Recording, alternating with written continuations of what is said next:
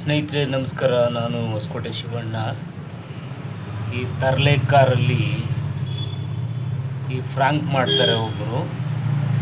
ಈ ಫ್ರಾಂಕ್ ಮಾಡೋ ವಿಚಾರದಲ್ಲಿ ಕೆಲವರು ವಯಸ್ಸಾದವರು ಗಂಡಸರು ಬಂದಾಗ ತಾಳ್ಮೆ ಕಡಿಮೆ, ವಯಸ್ಸು ಕಳೆದಿರ್ತಾರೆ, ಅವರಿಗೆ ತಾಳ್ಮೆ ಇರಲ್ಲ.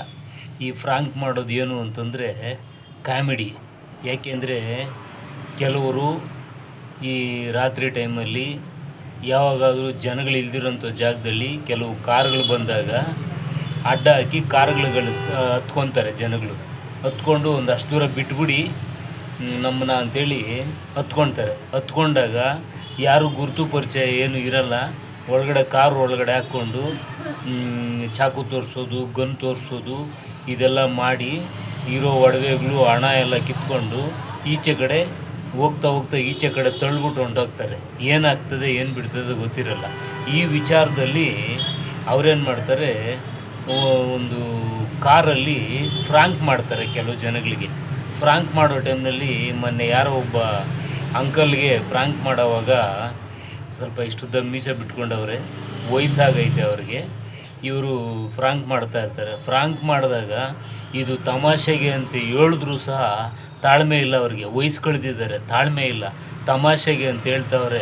ಆ ಫ್ರಾಂಕ್ ಮಾಡೋಂಥ ವ್ಯಕ್ತಿ, ಡ್ರೈವ್ ಮಾಡೋಂಥ ವ್ಯಕ್ತಿನ ಕತ್ಪಟ್ಟು ಹಿಡ್ಕೊಂಡು, ಬಟ್ಟೆ ಹಿಡ್ಕೊಂಡು ಹರಿದಾಕಿ ಏನೋ ನಾನೇ ದೊಡ್ಡ ಡಾನು ಅನ್ನೋ ಥರ ತೋರಿಸ್ಕೊಂಡು ಅವ್ರ ಮೇಲೆಲ್ಲ ಜಗಳ ಮಾಡಿ ಜನಗಳನ್ನೆಲ್ಲ ಕರೆಸಿ ಅಲ್ಲಿ ನೋಡಿ ಏನೋ ದೊಡ್ಡದು ಈ ಪಾಕಿಸ್ತಾನ ಇಂಡಿಯಾ ವಾರ್ ಮಾಡ್ತಾರಲ್ಲ ಆ ರೀತಿ ಎಲ್ಲ ಅವ್ರವ್ರ ಮೇಲೇ. ಇವರು ಫ್ರಾಂಕ್ ಮಾಡೋಂಥ ವ್ಯಕ್ತಿ, ನೀನು ಕಾರ್ ಡ್ರೈವರ್ ಫ್ರಾಂಕ್ ಮಾಡ್ತೀಯಲ್ಲ, ನಿನ್ನ ಹೆಸರೇನು ನನಗೆ ಗೊತ್ತಿಲ್ಲ, ಫ್ರಾಂಕ್ ಮಾಡ್ತೀಯಲ್ಲ, ಮಾಡೋವಾಗ ಸ್ವಲ್ಪ ಯಾವುದಾದ್ರೂ ಲೆಕ್ಕಾಚಾರವಾಗಿ ಫ್ರಾಂಕ್ ಮಾಡು. ಅದು ಆ ಫ್ರಾಂಕ್ ಹೆಂಗಿರಬೇಕು ಅಂದರೆ ಜಾಸ್ತಿ ಸಿಟ್ಟು ಬರೋ ಲೆವೆಲ್ಗೆ ಫ್ರಾಂಕ್ ಮಾಡಬಾರ್ದು, ಮತ್ತು ಜಾಸ್ತಿ ಅತಿಯಾಗಿ ಫ್ರಾಂಕ್ ಮಾಡಬಾರ್ದು. ಅದನ್ನು ಲೋ ಲೆವೆಲ್ಲಾಗಿ ಫ್ರಾಂಕ್ ಮಾಡಿಕೊಂಡು ಅದನ್ನು ನೀವು ಬಳಕೆ ಮಾಡ್ಕೊಂಡು ಹೋಗಬೇಕು. ನೋಡಿ, ಈ ರೀತಿ ಮಾಡಿದಾಗ ಈ ತಾಳ್ಮೆ ಇಲ್ದಿದ್ದ ಜನ ಬಂದಾಗ, ತಾಳ್ಮೆ, ಒಂದು ಕೋಪ ತಾಪಗಳೆಲ್ಲ ಹೆಚ್ಚಿರೋಂಥ ಜನಗಳು ಬಂದಾಗ ಈ ರೀತಿ ಆಗೋಂಥ ಚಾನ್ಸ್ ಇರ್ತದೆ. ಈಗ ನೀವು ಹೇಳಿದ್ದೀರ ಕರ್ಕೊಂಬಂದು ಈ ಥರ ಫ್ರಾಂಕ್ ಮಾಡೋಕ್ಕೆ ಬಂದಾಗ ಇಸ್ಕೊಂಡು ಅವತ್ತು ಜಗಳ ಆಯಿತು.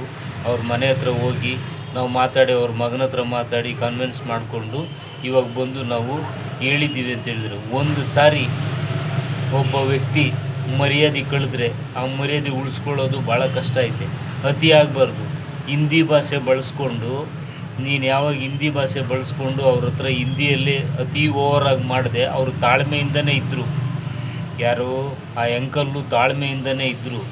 ನೀನು ಅತಿ ಯಾವಾಗ ಮಾಡಿಕೊಂಡೆ ಆವಾಗ ಏನಾಗಾಯಿತು, ಆ ಅಂಕಲ್ಗೆ ತಾಳ್ಮೆ ಕಳ್ಕೊಂಬಿಟ್ರು. ತಾಳ್ಮೆ ಕಳ್ಕೊಂಡಾಗ ಏನಾಗುತ್ತೆ ನೋಡಿ, ಈ ರೀತಿ ಆಗಂತೂ ಅನಾಹುತಗಳಾಗೋಂಗಿರ್ತದೆ. ಕೆಲವ್ರಿಗೆ ಹಾರ್ಟು ಪ್ರಾಬ್ಲಮ್ ಇರ್ತದೆ, ಕೆಲವ್ರಿಗೆ ಶುಗರ್ ಜಾಸ್ತಿ ಇರ್ತದೆ, ಕೆಲವ್ರಿಗೆ ಬಿ ಪಿ ಇರ್ತದೆ. ಈ ಥರ ಒಂದು ಮಾಡಿದಾಗ ಏನಾಗುತ್ತೆ, ನಿಮ್ಮ ಕಾರ್ ಒಳಗಡೆನೂ ಅನಾಹುತಗಳು ನಡಿಬೋದು. ಅದಕ್ಕೋಸ್ಕರ ಸ್ವಲ್ಪ ತಾಳ್ಮೆಯಿಂದ ಫ್ರಾಂಕ್ ಮಾಡಿ ನಗ್ನಗ್ತಾ ವಿಷಯ ತಿಳಿಸ್ಕೊಂಡು ನಗ್ನಗ್ತಾ ಹೋಗಬೇಕು. ಲೇಡೀಸ್ಗೆ ಕೆಲವ್ರಿಗೆ ಇಂಜೆಕ್ಷನ್ ಕೊಡ್ತೀನಿ ಅನ್ನೋದು, ಕೆಲವ್ರಿಗೆ ಏನೋ ಹಂಗೆ ಮಾಡ್ತೀನಿ ಹಿಂಗೆ ಮಾಡ್ತೀನಿ ಅನ್ನೋದು, ಇವೆಲ್ಲ ಫ್ರಾಂಕ್ಗಳೆಲ್ಲ. ಇವೆಲ್ಲ ಏನಾಗುತ್ತೆ, ನಿಮಗೆ ಜನಗಳು ಆದಷ್ಟು ದುಶ್ಮನ್ ಆಗೋಗ್ಬಿಡ್ತಾರೆ. ನೀವು ಮಾಡೋ ಫ್ರಾಂಕ್ಗಳು ಮೊದಲು ಮಾಡ್ತಾ ಇದ್ದಿದ್ದಕ್ಕೂ ಇವಾಗ ಮಾಡ್ತಿರೋ ಫ್ರಾಂಕ್ಗೂ ಜಾಸ್ತಿ ಆಯಿತು.